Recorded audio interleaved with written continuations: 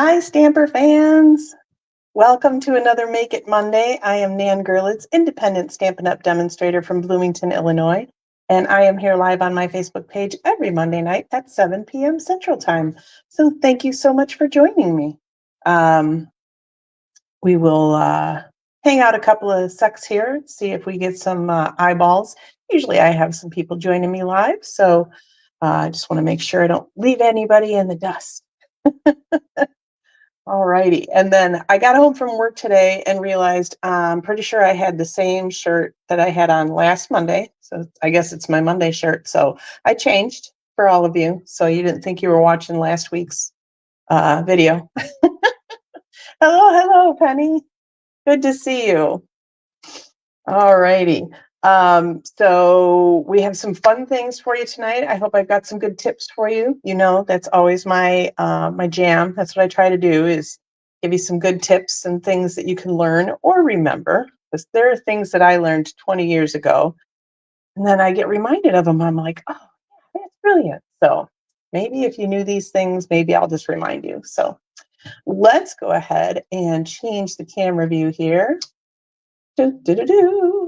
To my fabulous hamster card. I'm not sure. Oh, okay. So I got a new phone over the weekend and it is picking up. Like, I had to lower my stand down and everything. So it's picking up a lot of weirdness right now. So, but these were our Friday night stamping cards, and my hamster won by a narrow margin, I must say. It was a tough choice for a lot of you. Actually, I believe one person did not even vote because she just couldn't decide.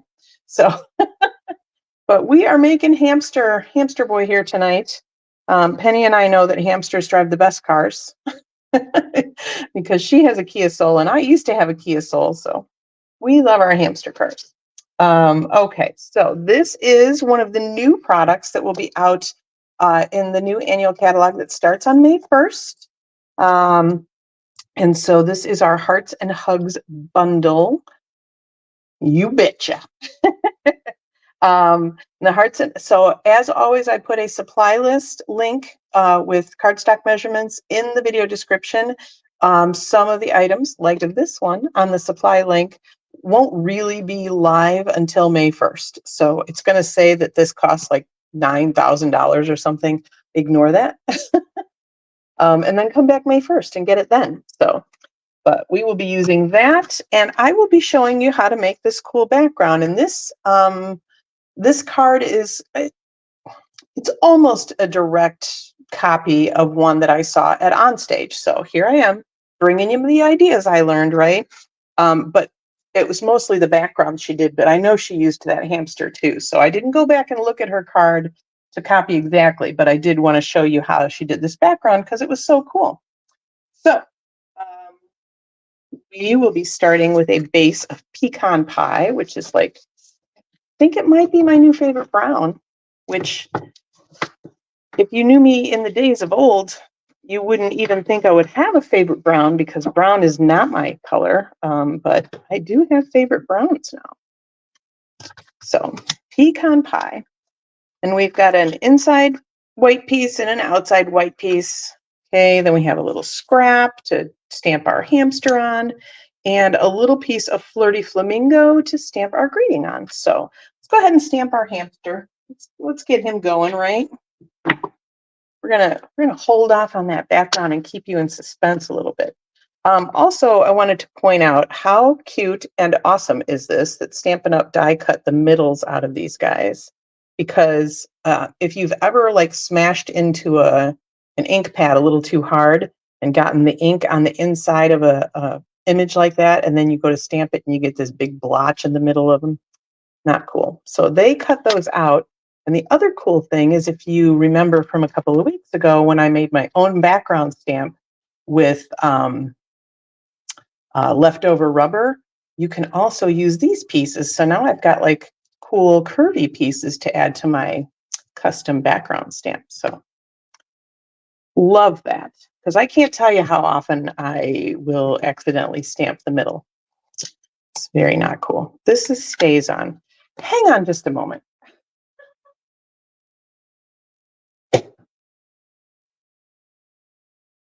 Like, you know, the black top should have been a dead giveaway, but thank God for that extra little cover on the StazOn ink, so I knew that was coming, because this poor little hamster would have been very smudgy using alcohol markers with an alcohol ink pad. All right, make sure we got him fully inked. He's just so cute. His chubby little cheeks, like my grandbabies. Although only one of them has chubby cheeks now. Okay, so now we are going to use pecan pie Stampin' Blends, and I'm going to use the color lifter. So if you're not familiar with the color lifter, maybe you'll get a few tips on that as well. And very important question, do you say pecan or pecan or pecan? Like, how do you pronounce that? I say pecan. I think that's just what naturally, anytime I think about it, I screw myself up. So, but what I've noticed naturally comes out is pecan. So that's a very exciting Stampin' Talk going on now. So I'm taking the dark pecan and I'm doing his little hands and feet. This might turn out a little bit differently than my other guy. I've actually got some other samples to show you at the end, so stick around. And his little nose. And then I'm going to go around some of the kind of outliney parts. So around his ears, we're going to do some jowl work. And then into his armpits there. All down the outside and across. Okay, so I've got all my dark. You know what? Let's give his cheeks a little bit of shading as well. Pecan, yes. And I know it's a regional thing, but I wonder who says it how, because I know I've heard people say it differently. So, all right. So now I'm taking the light pecan. And we're just going to go over those lines. And I am going to leave some white space around his eyes and around his nose.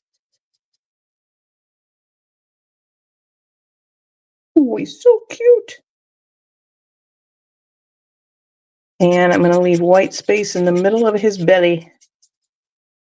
And we're actually going to go back over this guy a few times because that's how I got it to work. So now what I'm doing is I'm going to take the color lifter, and the color lifter is a clear alcohol marker. And basically it will clean up. So if I went outside the lines just a little, it can do a little bit of cleanup there because it kind of lifts the color. But really what it's doing, I think, is moving it. So you have to kind of keep that in mind when you're using it. But I want to go around these edges where I left the white, and you will see that it's starting to take a little bit of that color out. So it's lightening it up. So this is a really nice way, like if you're doing balloons and you want to have like that highlight on the balloon, color lifter is a really good way to do that.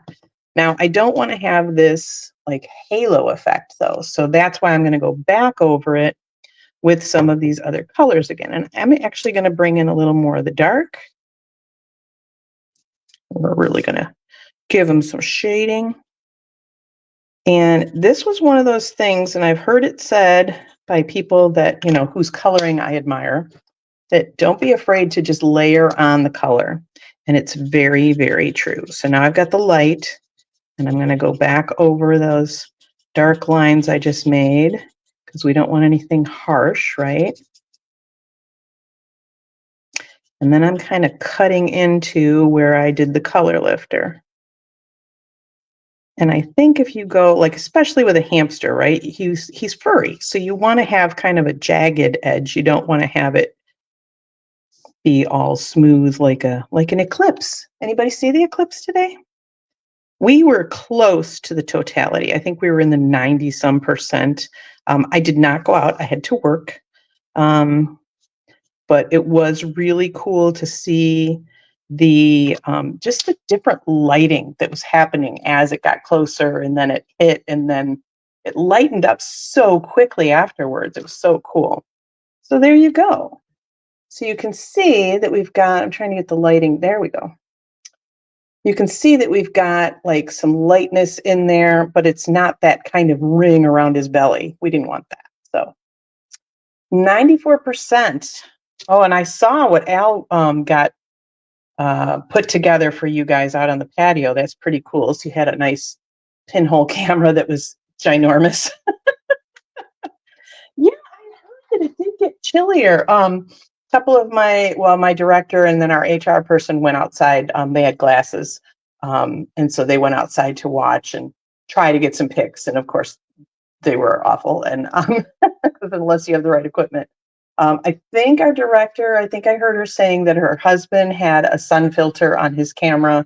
So, you know, maybe we'll get to see some cool pics from hers. So, yeah, it's pretty cool. And Russ had read that if you tried your cell phone and kept it very, very still, that you should be able to get some good pictures. And so I gave him my old phone stand that I used to use for videos. And then I have a remote shutter so that he wouldn't even have to touch the phone to, you know, take the picture. So he could just do that remotely. And it's still not great. There was some coolness to it, but not, you know, not great. I am going to die cut off camera tonight because another thing that I found out when I came downstairs with my new phone is that I had to get it way closer to my table for it to have the same, you know, look, whatever. And so I can't fit my die cut machine under here. So I'm just going to pop over here through the magic of television. So yeah, clearly my phone camera is, I don't know, probably better. And I need to figure it out. So hopefully by next week I will have a better setup and I can show you all the stuff happening. You guys have seen me die cut before, so not a huge deal. All right. Voila, super cutie pie. Looks like you moved a little bit. Okay. So that is our hamster.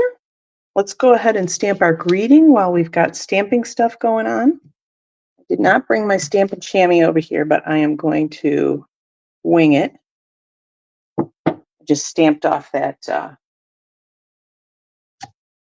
that hamster over there on scrap paper. So, okay. Then we want to say, sending you a big hug.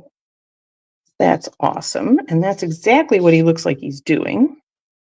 So since this is a red rubber stamp set, and you can't see through it, I'm not trusting my label that it's straight, because who knows if that's straight, right?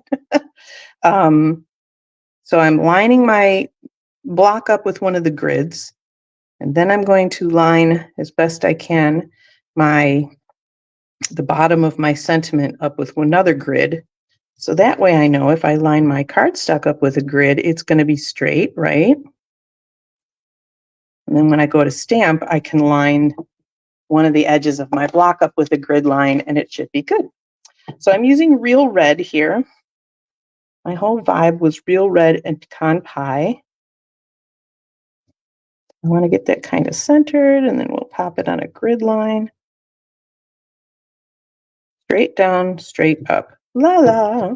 Perfect. Wow, that's even better than my real one, I think. All right, now the cool thing I'm going to show you, because you didn't see this yet unless you really were looking at that stamp set when I showed you.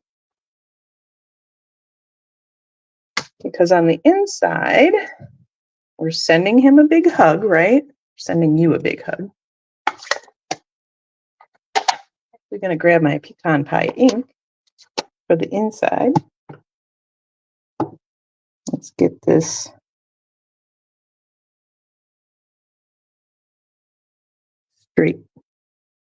straightened up. Uh-oh. Like my light is in my way and I can't see. Okay. Okay. So we're sending you a big hug. We have to kind of imagine, since there's no grid lines on here. So it's there when you need it. How awesome is that sentiment? I love that we have an inside and an outside and an inside that go together. There's also one that says sending birthday wishes, which you could totally pair with, so it's there when you need it. Kind of. It's a little grammatically incorrect, but that's okay. It's a hamster. He probably didn't get much past English, so. Okay. I know I'm rambling now, aren't I? Okay, so this tape, I wanted to show you this. It is clearly running out because you can see the red. So I don't know if there's any left. We'll see. There's a little left.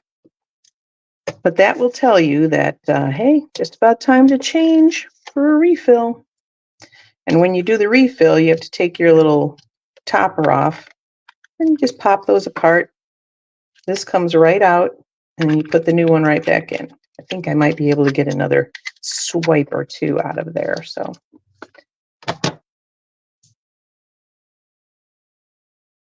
Okay. Always make sure you're putting it on the right side up. Because nobody in this house has ever put on anything upside down. Totally have. Okay, now for the cool part of doing that background. So I already pre-cut things, but what I did was I took these hearts, so they give you two pairs of them. Let me show you. So they are together, so they'll cut at the same time, but they will cut out two separate hearts. So you can cut 4 at a time. And where is it? There it is. I took a window sheet. It was a little bit bigger than my card. And randomly die cut those hearts, just kind of in a diagonal. And the woman that was demonstrating was very vehemently telling us that it had to be randomly.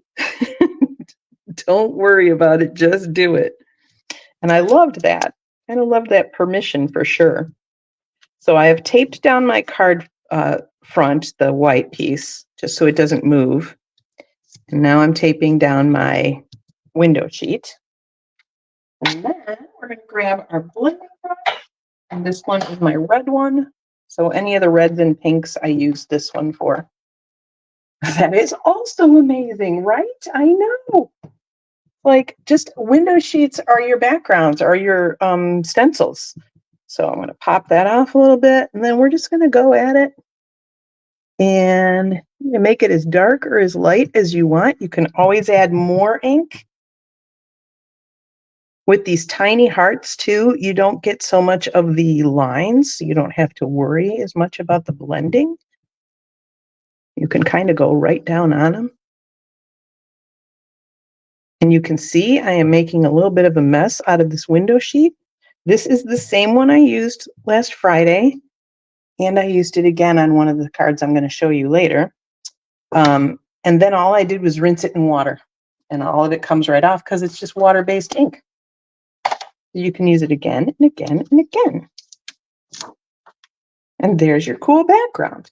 I could go at it the other way. I could make, I could keep going in diagonals. I could do this whole sheet and have a big background stencil. So lots of cool things you can do. So take a look at your punches and your dies and see what kind of cool backgrounds you can make with your window sheets, right? So this guy can go right on the card front as well. Super simple background stamping there, or blending, I guess.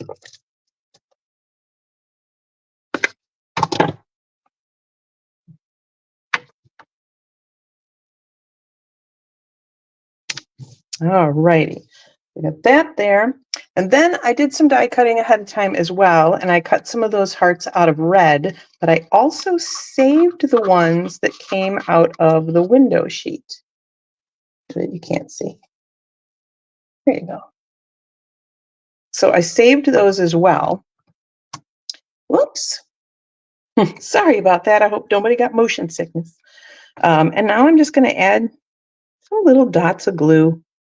Not big dots, little dots. And we're going to take your pick tool and the putty end. And I'm just going to pick up those red hearts. We're going to pop those down in place. A couple of these are upside down. And again, randomly. I know I don't want them going the same direction, but I'm not going to get really fussy about which direction they're going. I'm just putting them on. And then let's add a few of those clear ones. And again, I'm just using that same green glue, the Tombow multi-purpose glue. And that's the easiest way to do it. Instead of putting the glue on the hearts, you just put it on your card front and then just put the hearts on top of it. And this glue does dry clear, so you can put those clear hearts right on top. And you won't have like this messy, weird, glue show through thing. Just trying to make sure these are right side up. Not that people will really probably be able to tell, right? Even the recipient, unless they're really looking closely, probably wouldn't be able to tell if those were upside down. So there we go. And also think about those for shaker card fillers, confetti, all sorts of fun little things, right? Super fun things can be had with that. And you don't have to use glitter, which we love not using glitter in this house. So, all right. So now we're going to do that twine, and I'm going to show you how to do that. And we have our Baker's Twine Essentials pack. So how awesome is this, by the way? We got this pack at Onstage in my extra little pay-to-play class that I did. So you've got black and it looks like probably gray granite, and then a vanilla and a white and a crumb cake. So we're going to use that crumb cake because it's kind of close to our pecan pie and our hamster. So let's do this first. I'm going to put a little bit of adhesive. Yeah, we're going to have to fix this camera because I keep whacking my ring light because it's so low. All right, so I'm just putting a strip of adhesive on the back of that sentiment, and then I'm going to wrap this around my fingers like 3 times. Grab my scissors. All right, and then I'm going to put those ends in the middle here. And all I'm going to do is cross these. Okay, so I'm basically going to make like an infinity sign. Okay. And then just going to lay it down on here because I can never figure out if I have it upside down which way I actually want it to go. So I find it easier laying that down on the twine. Then we're going to pop that up on dimensionals, so that will also help hold the twine in place. Whew, that was a mouthful apparently. So yeah, I got to show you these dimensionals too, because it cracked me up when I started by taking this top row out, and then the stamper man continued down these rows. It was not how I was going to do it, but it cracked me up that he kept a pattern for me. So thanks, Russ. Okay. We will pop this on here. You can also use Terran tape to adhere that twine on there. We also have dimensional strips, foam strips. That's another good way of doing that. So a couple of different options for you. All right, I want to put this above because I want to make sure that cool, clear heart is there.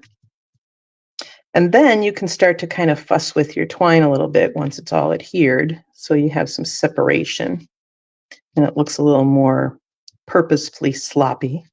I don't know, shabby chic, is that what we're calling it? Whatever. Then we need a couple more dimensionals for our hamster. And he's going to ride over that sentiment. So we want to put the dimensionals way at the top and one way at the bottom, because you don't want to double dimensional it.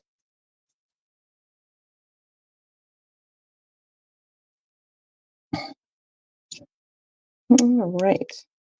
Now, the other thing I noticed, which I did on the other one too, is this is a little longer than I wanted. It's all going to be behind the hamsters, so I'm literally just going to come in here and chop it, and who cares what it looks like? Because it'll be behind him. And there we go. So fun.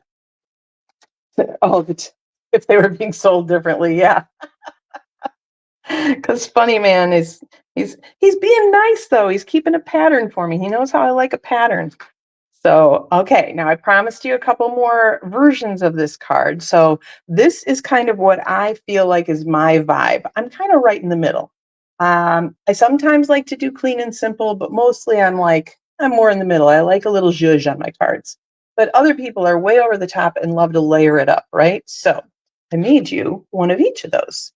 So if you remember, if you've been watching me for a while, you know that in order to simplify a card, you need to take 3 things away, okay? According to my friend Jennifer, who is totally right.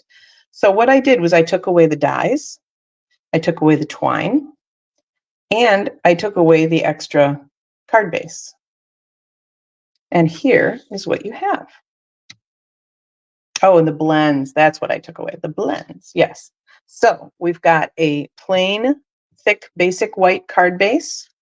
Instead of die cutting hearts and making the stencil, I just stamped this trio of hearts randomly, diagonally. We stamped our little guy in pecan pie. We stamped our sentiment in pecan as well. And then what I did was I just flagged the ends of that and put it on top for a little dimension. Since we weren't die cutting him out and we couldn't pop him up, I decided to pop that up over the whole thing. All right. So that is our stepped down, simple, clean and simple version. And in order to step something up from here, you need to add 3 things, right? So what I did was I added an extra layer of cardstock to the front. I added embossing for the sentiment, and I added some sequins. So we have a nice flirty flamingo layer right behind there as an extra bonus. The sentiment, it's probably hard to tell, but it is embossed. And yes, I did emboss it in red. How did you do that, you may ask? Well, let me tell you. All I did was I took my stamp, I went right onto the Versamark pad, and then without doing anything else, I went right to the real red pad and stamped it. And then I put clear embossing powder over the top and heated it. So now it looks like it's red embossing powder, but it's really just red ink underneath that Versamark. So perfect way to do that. And then I added those fun neutral adhesive backed sequins that I love so much. And look how perfectly they go with the pecan. So nice. So there are my 3 cards in the same vein, right? So whether you are a beginning stamper or a simple stamper or a fast stamper, like you can totally do a cute card like this. If you're a middle of the road, hey, I like to spend a little time, but I'm not crazy stamper, here's your card. And if you're I like to use all the tools in my arsenal, here's your card. So, and I also wanted to share with you a couple of the gifts I got from my roomies in Houston because they were just so awesome. First of all, Thursday when we first got there, opening session, we had somebody demonstrating some things, and she used one of these cool clear bags that she said she got from Dollar Tree. And I made a note on my phone, oh, I got to get these bags from Dollar Tree. And then my roommate actually gave me one. So it says Happy Crafter. And then on the other side, it has my name, and it's got these pockets on the outside. And then the whole inside obviously is, open. So the person that was demonstrating had stamped bits in these pockets. So it was all cool and decorated. So it's my first little fun gifty. We were bag happy. So Another one, just a girl who loves stampin', and then Nan. So that's a fun little zipper pouch with a great wristlet, I might add. Sweet bag, right?